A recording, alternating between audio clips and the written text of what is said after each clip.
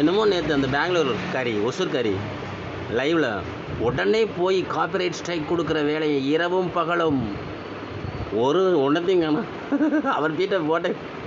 அவர் போட்ட வீடியோ அப்படியே தான் இருக்குது. ஏன் ஸ்ட்ரைக் கொடுக்க தெரியலையா?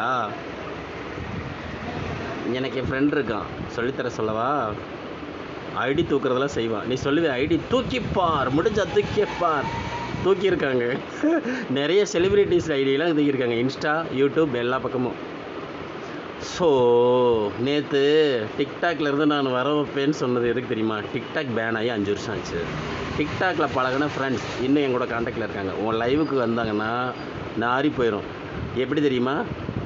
நீ சொன்னேன் நேற்று அதை குடி இதை குடி அப்படின்னு, அந்த மாதிரி லட்சம் பேச்சு பேசுவாங்க. கெட்ட வார்த்தை பேசினா லல்வாசம் போகிற மாதிரி. வேணாம், நீ கொஞ்சம் பாவமாக இருக்க, உனக்கு அதெல்லாம் தெரியாது சரியா? உனக்கு காப்பிரைட் ஸ்ட்ரைக்கே கொடுக்க தெரில, பாவம். நீ இப்போ தான் கற்றுக்கிட்டு இருக்க.